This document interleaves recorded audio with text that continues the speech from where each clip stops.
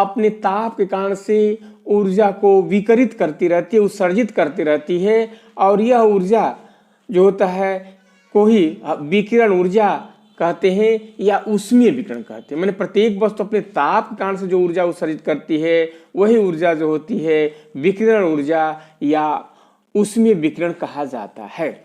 या ये कहा जाए कि जो सूर्य से ऊष्मा किस पृथ्वी पर आती है वो क्या है आपका, वो आपका विकिरण के माध्यम से आती है। यानी इस प्रकार ऊष्मा संचरण की 3 विधि होती है, एक चालन है, एक संवहन है और एक विकिरण है। यानी विकिरण विधि ऊष्मा संचरण की वह विधि है जिसमें बिना माध्यम के ही क्या होता है, तो बिना माध्यम के ही ऊष्मा जो होती है आपको एक स्थान से दूसरी स्थान पर चली जाती है, तो उसी को हम क्या कहते हैं, विकिरण कहते हैं। सूर्य से पृथ्वी को ऊष्मा किस विधि से आती है, तो विकिरण विधि से आती है। विकिरण विधि के लिए क्या है, इस विधि के लिए किसी माध्यम की आवश्यकता नहीं होती है। इसका जो वेग होता है वो प्रकाश की वेग जो है 3×10⁸ मीटर होता है।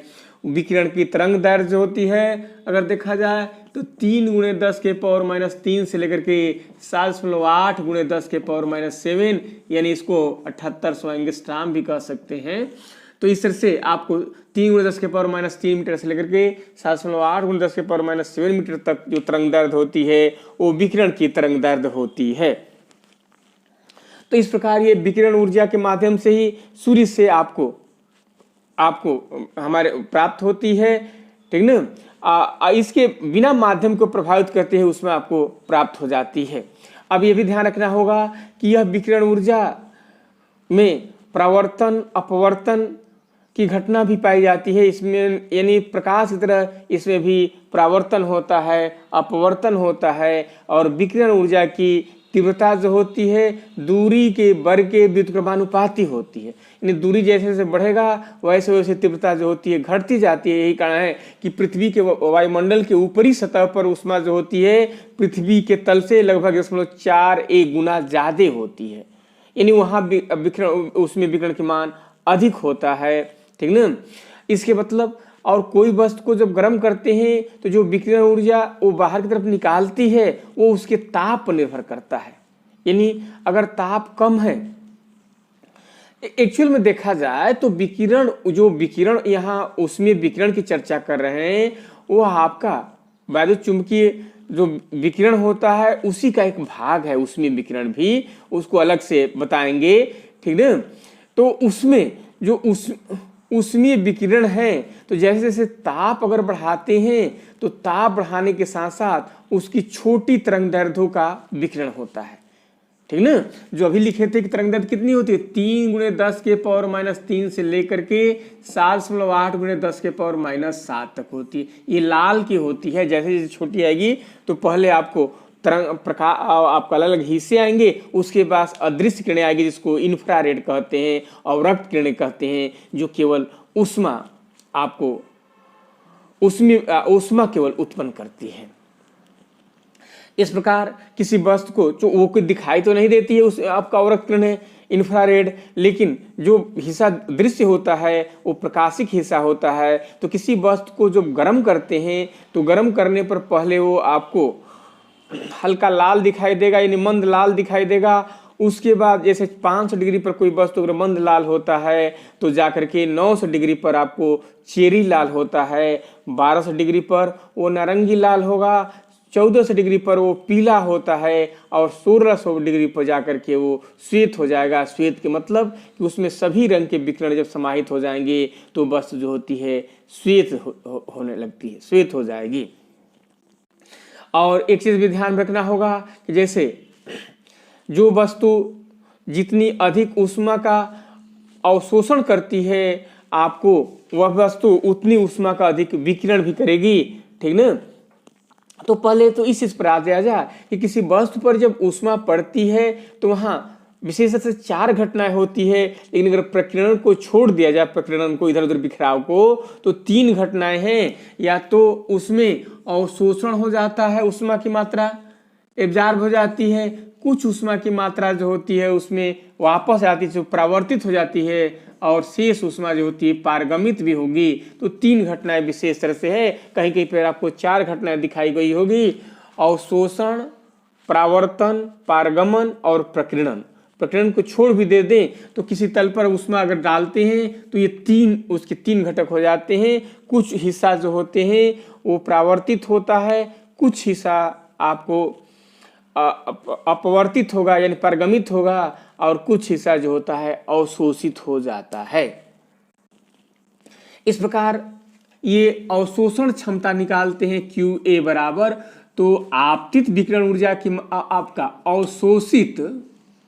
अवशोषित विकिरण ऊर्जा की मात्रा और बटे में आपतित विकिरण ऊर्जा। क्या बताए? अवशोषित विकिरण ऊर्जा और बटा में आपतित विकिरण ऊर्जा के अनुपात को ही अवशोषण क्षमता कहते हैं। तो ये अवशोषण क्षमता अगर है तो अवशोषण क्षमता को A से प्रायः प्रदर्शित किया जाता है। A से तो A बराबर अवशोषित विकिरण ऊर्जा की मात्रा बटे आपतित विकिरण की ऊर्जा की मात्रा। अब अगर इस तरह से दे दिया जाए कि कोई वस्तु है उस पर 10 जूल ऊर्जा आपतित हो रही है, कितना? 10 जूल ऊर्जा आपतित हो रही है आपका, तो वह कितनी ऊर्जा आपको परावर्तित कर रही है, जबकि अवशोषण क्षमता उसकी 0.4 है। तो 0.4 अवशोषण क्षमता है। तो प्रायः वस्तु में विशेष तरह से जो अपारदर्शी वस्तु है, 2 विशेष है, अवशोषण होता है और परावर्तन होता है। तो उसमें अवशोषण क्षमता 0.4 दिया गया है, तो अवशोषित विकिरण ऊर्जा की मात्रा निकाल देंगे। तो अवशोषित विकिरण ऊर्जा की मात्रा जो होगी आपको x बटा में, और 10 जूल आपतित हो रहा था तो x का मान कितना होगा? 4 जूल ऊर्जा अवशोषित हो जाएगी, तो शेष पर आपको परावर्तित होगी। तो जब आप कितना बताएंगे तो आपको 6 जूल ऊर्जा जो होगी क्या होगी उसमें परावर्तित होगी। तो अगर ऐसे प्रश्न बनता है तो आप यहीं से प्रश्न है कि पहले क्या करेंगे, अगर अवशोषण क्षमता दिया है तो कितनी उसमें से अवशोषित हो जाएगी। अवशोषण क्षमता बराबर अवशोषित विकिरण ऊर्जा की मात्रा बटे आपतित विकिरण ऊर्जा की मात्रा तिरछा गुणा करके अवशोषित विकिरण ऊर्जा की मात्रा घटा देंगे, और जितनी कुल ऊर्जा होगी उसमें से उसको घटा देंगे तो परावर्तित निकल जाएगी। कभी कभी सीधे पूछ देता है कि किसी वस्तु की आपको अवशोषण क्षमता 0.6 है और 10 जूल उसमें ऊर्जा आपतित हो रही है, तो कितनी ऊर्जा उस पर अवशोषित होगी। तो आपको 10 जूल है, अवशोषण क्षमता 0.6 है, तो उसमें सीधे आपको यानी आपतित ऊर्जा की मात्रा गुणे अवशोषण क्षमता बराबर अवशोषित विकिरण ऊर्जा की मात्रा, और उससे आपको तिरछा गुणा कर देंगे तो सीधे अवशोषित यानी 0.6 में 10 से जितनी मान दी जाएगी उससे गुणा कर देंगे तो अवशोषित ऊर्जा की मात्रा निकल जाएगी। तो अवशोषण क्षमता तो समझ गए कि अवशोषण क्षमता क्या है? अवशोषित विकिरण ऊर्जा की मात्रा और बटे आपतित विकिरण ऊर्जा की मात्रा है, ये अनुपात है, मात्रक तो होगा नहीं इसका। इसी प्रकार पारगमन क्षमता होती है, पारगम्यता जिसको भी कहते हैं, वो जो ऊर्जा पारगमित होती है और जो ऊर्जा आपको पारगमित होती है और बटा में आपतित ऊर्जा की मात्रा के अनुपात को ही क्या कहते हैं? पारगम्य क्षमता कहते हैं। इसको T से जैसे अवशोषण क्षमता को A से प्रदर्शित करते हैं, पारगम्य क्षमता को T से व्यक्त करते हैं, यानी QT बटा में टोटल Q, तो इसको पारगम्य क्षमता कहते हैं। और इसके बाद तीसरा होता है आपको परावर्तन क्षमता, तो जिसको R से व्यक्त करते हैं। तो आपका ये QR जितनी ऊर्जा परावर्तित होगी और बटा में जो ऊर्जा आपतित होगी उसके अनुपात को परावर्तन आपका परावर्तन क्षमता कहते हैं। तो ये 3 प्रकार के ये नियतांक है आपको कौन कौन? पारगम्य गुणांक, अवशोषण अवशोषण क्षमता और परावर्तन क्षमता। और 3 अब देखिए जैसे अभी देखे थे कि Q बराबर QA plus QR plus QT था, प्रकीर्णन को छोड़ देते हैं, अब Q से भाग देंगे तो ये 1 हो जाएगा। इस प्रकार आपको A plus T plus R का मान अगर कहीं जानकारी होगी तो इसकी जानकारी बताएगी कि 1 होता है। यानी पारगमन क्षमता, अवशोषण क्षमता, परावर्तन क्षमता और प्रकीर्णन भी दे देगा तो चारों का योग। प्रकीर्णन की बात चर्चा करेंगे तो 3 ही विशेष तरह से आपको 1 होगा। इसमें से पारगमन तो प्राय होगा जो पारदर्शी होगी, सभी तो वस्तु पारगम नहीं कर जाती है। इस प्रकार दो चीज होता है, a प्लस आपको r बराबर 1 होता है, लगभग t का मान 0 मान ले और पारदर्शी वस्तु के लिए तो a प्लस r का मान जो होता है, इसी आधार प्रकरण को भी निगलेक्ट किया गया है क्योंकि छोटे कणों के लिए उसका मान माना जाता है। तो a प्लस r बराबर आपका 1 होगा। इसलिए ध्यान रखना होगा कि जो अच्छा प्रावर्तक होगा, ये अवशोषण क्षमता है, ये प्रावर्तक क्षमता है। तो जो वस्तु अच्छा प्रावर्तक होगी वो बुरा अवशोषक होगी। इसी जो वस्तु अच्छा प्रावर्तक होगी वो बुरा अवशोषक होगी। समझ में आ रहा है ना? जैसे चिकना और पालिशदार सतह होता है वो आपको ऊष्मा का अच्छा प्रावर्तन करता है, तो अवशोषण कम क्या करेगा, वो कम करेगा। और जो आपको अच्छे प्रावर्तक अच्छे अवशोषक होंगे वो बुरे आपको प्रावर्तक होंगे, ठीक ना। जैसे आपको आप जानते हैं कि जो खुरदरा तल है और आपको खुरदरा एवं जो काला पृष्ठ होता है तो वो आपको अच्छा अवशोषक होता है, तो बुरा प्रावर्तक होगा। उसी प्रकार यानी गहरे रंग की अगर वस्तु है या काली वस्तु है तो ऊष्मा का क्या होगी, अच्छा अवशोषक होती है तो बुरा प्रावर्तक होगी। उसके बाद जो श्वेत रंग की वस्तु है या हल्के रंग की वस्तु है वो ऊष्मा का अच्छा प्रावर्तक होती है तो अच्छा प्रावर्तक होगी, तो बुरा अवशोषक होती है। इसी कारण से जो गर्मी के दिन होते हैं उसमें श्वेत या हल्के रंग के कपड़े पहने जाते हैं क्योंकि ऊष्मा के क्या होते हैं, वो अच्छा प्रावर्तक होंगे। इस चीज़ को ध्यान दें बताएंगे। और जो होते हैं जाड़ों के दिनों में गहरे रंग के या आपका गहरे रंग के या काले रंग कपड़े पहने जाते हैं क्योंकि ऊष्मा का वो अधिक अवशोषण करते हैं तो ताप मेंटेन रखते हैं। तो इस चीज़ को आप ध्यान रखेंगे कि इस तरह से आपका यानी अच्छे अवशोषक ही क्या होते हैं, बुरा प्रावर्तक होते हैं। यहाँ बताया गया है कि अच्छे अवशोषक बुरा प्रावर्तक होंगे। और इसी कारण से इस तथ्य को ध्यान में रख करके ही आपको क्या करते हैं, केतली की बाहरी हिस्सा चमकदार, पालिशदार और चमकदार बनाई जाती है, इसलिए कि ऐसे कर देने से उस सतह से ऊष्मा जो होगी वो प्रावर्तित होकर के अंदर ही रह जाएगी, वो बाहर निकलेगी नहीं निकलेगी। इसलिए जो केतली के अंदर का ताप होगा वो मेंटेन रहेगा, वो आपको उसमें कमी नहीं आएगी। उसी प्रकार जो थर्मस फ्लास्क होता है उसकी सतह पर आपको चांदी की परत चढ़ा देते हैं। चांदी की परत इसलिए चढ़ा देते हैं कि चांदी की परत जब चढ़ा देंगे तो चांदी सब अच्छा प्रावर्तक मानी जाती है, तो वो ऊष्मा को प्रावर्तन कर देगी, अंदर ही रहने देगी और ऊष्मा उससे बाहर की तरफ नहीं निकल पाएगी। तो इसलिए थर्मस फ्लास्क के अंदर की तरफ चांदी की परत से लेप कर देते हैं और जो केतली सामान्य होती है उसके बाहरी तरफ को पालिशदार बनाते हैं ताकि वो प्रावर्तित होकर ऊष्मा अंदर ही रह जाए, अंदर से ऊष्मा बाहर की तरफ न आए। इस सत्य को आप ध्यान में रखेंगे। अब आप ये चर्चा बता रहे थे कि अच्छे अवशोषक, तो जिसकी अवशोषण क्षमता आपको 1 हो जाएगी तो प्रावर्तन करेगा नहीं, तो उसी को कृष्णिका कहते हैं। कृष्णिका की मतलब कृष्णिका का मतलब काले रंग की वस्तु नहीं हो, कोई भी वस्तु जो होती है जो अपने पर पड़ने वाले सभी ऊष्मा का अवशोषण कर लेती है उसी को आपको कृष्णिका कहते हैं। यानी उसकी अवशोषण क्षमता आपको 100% के रूप में लिखेंगे तो 100% होगी। लेकिन व्यवहार में कोई 100% किसी की अवशोषण क्षमता नहीं पाई जाती है। विशेष तरह से जो काजल होता है उसका होती है तो 96% के लगभग होती है। 96 प्लेटिनम की काली को माना जाता है व्यवहारिक में कि उसकी अवशोषण क्षमता आपको लगभग 99.9% की लगभग होगी, ठीक ना।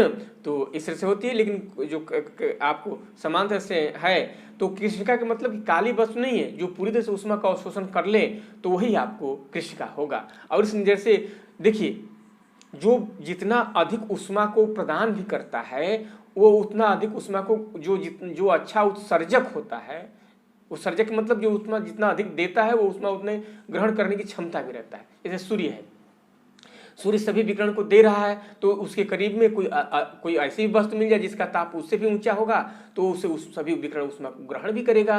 तो अच्छा उत्सर्जक ही अच्छा क्या होते हैं, अवशोषक भी होते हैं।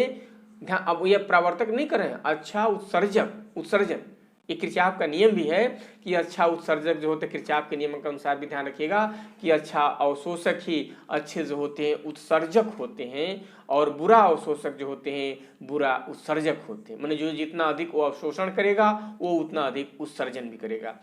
और इसी कारण से होता क्या है कि अगर आपको ये हो कि एक चांदी की प्लेट है और उस प्लेट पर कालिख पोत दी जाए तो दिन में तो चांदी की हिस्सा जो होता है चमकदार चमकेगा, क्योंकि वो अधिक उसमें विकिरण को परावर्तन करेगा और वो हमारी आंखों तक पहुंचेगी तो वो आपको चमकदार होता है। लेकिन रात में जब उसको रंगहीन ज्वाला में गर्म करेंगे तो जो हिस्सा ब्लैक है वो ही अधिक आपको ऊष्मा का अवशोषण करेगा, तो वो अधिक उत्सर्जन भी करेगा और इसलिए वो हिस्से में अधिक आपको चमक होगी। तो इस प्रकार आपको अगर रंगहीन ज्वाला में कहेंगे तो जो काला धब्बा होगा, काला पट्टी होगी, वो अधिक चमकेगी। इस तथ्य को भी आप ध्यान में रखेंगे।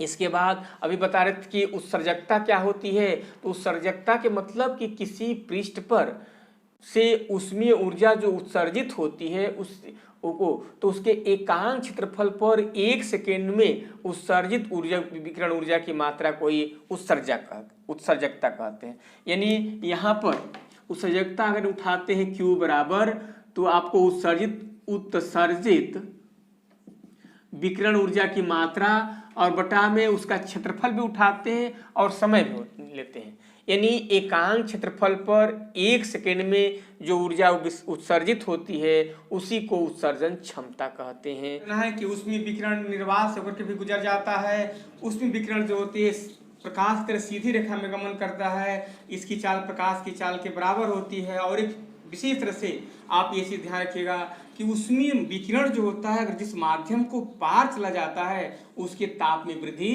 नहीं होती है। यानी उसमें विकिरण जिस माध्यम से पार चला जाएगा, अब उसमें विकिरण के लिए अधिक कुछ वस्तु ऐसे है जो ऊष्मा को पार कर जाती है, जैसे राख साल्ट होता है उससे ऊष्मा पार जाता है, ठीक ना। तो उससे भी आपको राख साल्ट से ऊष्मीय विकिरण के भी स्पेक्ट्रम प्राप्त किए जा सकते हैं, ठीक ना। तो इस चीज को भी आप ध्यान रखेंगे। और जो एक वस्तु से दूसरी वस्तु को या एक स्थान से कहिए कि दूसरी स्थान को जो ऊष्मा संचरण का विधि होती है, ऊष्मा स्थानांतरण की विधि होती है, वो 3 बताई गई है। पहला एक चालन विधि होती है। तो चालन विधि में ऊष्मा का संचरण आपको कण से कण को होकर जाता है। ध्यान रखना किससे जाता है, कण से कण को होकर के एक स्थान से दूसरे स्थान पर जाता है। इन कण अपने स्थान पर रहते हैं, ऊष्मा को एक स्थान से दूसरे स्थान पर संचरित कर देते हैं, कण के माध्यम से जाता है। यह विधि आपको चालन विधि कहलाई जाती है। वर्तमान में माना जाता है कि जो धातुओं में ऊष्मा का संचरण होता है चालन विधि से, उसमें मुक्त इलेक्ट्रॉन उत्तरदायी होते हैं और मुक्त इलेक्ट्रॉन ही ऊष्मा को एक स्थान से दूसरी स्थान तक ले जाने के में सक्षम होते हैं। किसमें बता रहे हैं, धातुओं में। तो लेकिन चालन विधि में कण से कण को होकर के ऊष्मा एक स्थान से जाती है, ठीक ना। सभी जो धातुएं होते हैं आपका, उन धातुओं में आपको ऊष्मा की संचरण किससे होती है, चालन विधि से होती है। उसमें पारा भी है। पारा जो होता है द्रव अवस्था में पाया जाता है, तो प्रायः चालन विधि ठोस में होता है, लेकिन पारा द्रव अवस्था में है, लेकिन उसमें भी ऊष्मा का संचरण किस विधि से होता है, तो बताएंगे कि चालन विधि से होता है। किसमें, पारा मरकरी में ऊष्मा का संचरण आपको चालन विधि से होता है, वो भी धातु है। और दूसरी विधि होती है संवहन।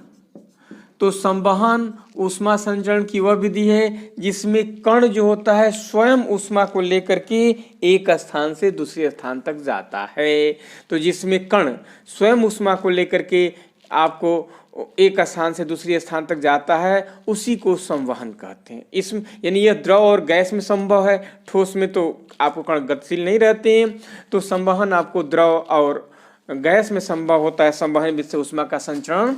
अब देखिए, इसमें प्रायः ऊष्मा जो होती है गुरुत्वाकर्षण के विपरीत जाती है, यानी नीचे से ऊपर ऊष्मा जाती है, ऊपर से नीचे ऊष्मा इसमें नहीं आती है। इसीलिए क्या होगा, नदी इत्यादि के पानी के विषय में अगर कोई प्रश्न बनता है कि नदी के पानी को ऊपर से गर्म करेंगे, ऊपर से जब गर्मी होती है तो केवल ऊपर की परत गर्म रहती है, नीचे की परत ठंडी रहती है, क्योंकि संवहन विधि से ही ऊष्मा का संचरण आपको द्रव और गैस में होते हैं, जो नीचे से ऊपर की तरफ होता है, गुरुत्वाकर्षण के विपरीत है, उसको समझिए। इसलिए कि नीचे को गर्म करते हैं तो नीचे की घनत्व तो कम हो जाता है आपका, और ऊपर का घनत्व ज्यादा है तो ऊपर का भारी नीचे आ जाता है, नीचे का हल्का ऊपर चला जाता है, और ऐसे करके नीचे से ऊपर की तरफ स्थानांतरण होता रहता है। लेकिन जब आपको ऊपर से अगर आपको गर्म करेंगे तो ऊपर का घनत्व हल्का होगा तो नीचे आएगा नहीं, विशेष समझने का यह था। लेकिन संवहन में ऊष्मा हमेशा नीचे से ऊपर की तरफ स्थानांतरण होती है, इस तथ्य को ध्यान में रखना था। और चालन में कण से कण को होकर के ऊष्मा जाती है। धातुओं में मुख्य रूप से इलेक्ट्रॉन के माध्यम से ऊष्मा का संचरण होता है।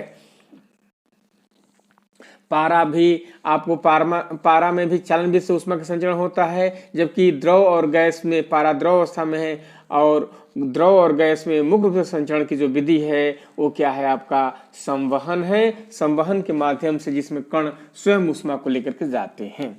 अब चालन विधि से ऊष्मा संचरण की जो दर ज्ञाते हैं Q बराबर तो K θ1 माइनस θ2, जिसको तापांतर कह देते हैं, T अपान उसके बीच की दूरी होती है, दोनों सिरों के बीच की दूरी, तो यहाँ से निकालते हैं। इस प्रकार ऊष्मा संचरण की जो दर होती है वो आपका K आपको डेल्टा थीटा अपान जो D दूरी है उस पर आपको, उनके सिरों की उस पर आपको निर्भर करती है। अतः स्पष्ट है कि देखिए इस तरह से ऊष्मा संचरण की दर आपका, इसमें से जो K क्या है, ऊष्मा चालकता है। अब किस इंगजहाउस ने बताया था कि किसी पदार्थ की जो ऊष्मा चालकता गुणांक होती है वह आपका सीधे सीधे आपका अलग अलग पदार्थों के लिए जो लंबाई के ऊपर उनमें मोम पिघलते हैं उस लंबाई के वर्ग के आपको वर्ग के अनुक्रमानुपाती होती है, यानी K1 बटे K2 बराबर L1 बटा L2 का होल स्क्वायर। तो कभी कभी इंगजहाउस पर अगर दे देगा कि उनके लंबाई जो होता है 9 संबंधे 16 के अनुपात में मोम पिघल रहे हैं, इसलिए इसको बता रहे थे, तो उसकी ऊष्मा चालकता गुणांक का क्या संबंध है, तो उसका वर्गमूल कर देंगे तो ऊष्मा चालकता गुणांक का मान निकल जाएगा। यानी अगर 9 संबंधे 16 है तो ऊष्मा चालकता गुणांक आपको 3 संबंधे 4 के अनुपात में होगा। इसके लिए इसकी चर्चा की गई थी। ये भी जानना है कि एक अच्छा उत्सर्जक ही, एक अच्छा अवशोषक ही अच्छा उत्सर्जक होते हैं, और इसलिए आपको जो कृष्णिका होगी, जो आदर्श कृष्णिका होती है वो आपको सबसे आपको अच्छा उत्सर्जक भी होती है, उसकी उत्सर्जन क्षमता जो होगी वो आपको 1 के बराबर होगी। इस प्रकार एक भी ध्यान रखना होगा कि किसी भी ताप पर किसी भी वस्तु की जो उत्सर्जन क्षमता होती है और उसी ताप पर आदर्श कृष्णिका की जो उत्सर्जन क्षमता होती है, दोनों का गुणनफल जो होता है, आदर्श कृष्णिका के लिए E से मानते हैं, उसको E माने तो दोनों गुणनफल आपको 1 के बराबर होगा। इस तथ्य को आप ध्यान रखेंगे कि किसी वस्तु की उत्सर्जन क्षमता और उसी ताप पर एक आदर्श कृष्णिका का उत्सर्जन क्षमता गुणनफल जो होता है 1 के बराबर होता है। और आपका समांतर से किसी वस्तु से जो विकृत ऊर्जा होती है, इस विकृत ऊर्जा के संबंध में स्टीफन ने एक नियम दिया था कि किसी वस्तु से जो विकृत ऊर्जा होती है वो उसके परम ताप के चतुर्थ घात के अनुक्रमानुपाती होती है। जहाँ पर ये सीमा हो इसको स्टीफन नियतांक कहते हैं। इस प्रकार E1 बाई E2 बराबर आपका T1 बाई T2 के टू द पावर 4 कर देंगे और इस पर आपको विकिरण ऊर्जा निकालते हैं। इस प्रकार अगर वस्तु के ताप को 2 गुना कर दिया जाएगा तो उससे विकृत ऊर्जा की मात्रा 16 गुनी हो जाएगी। अगर 3 गुना कर दिया जाएगा तो 81 गुना विकृत ऊर्जा की मात्रा हो जाएगी। ये तिथि आप ध्यान में रखेंगे। और यह विकृत ऊर्जा की मात्रा, अगर विकृत ऊर्जा की मात्रा देखा जाए तो किसी भी से जो विकृत ऊर्जा Q/T अनुक्रमानुपाती सिग्मा A T⁴ होती है, यानी क्षेत्रफल पर भी निर्भर करती है। तो किसी वस्तु का क्षेत्रफल जितना अधिक होगा वह उतनी अधिक ऊर्जा को विकृत करेगी।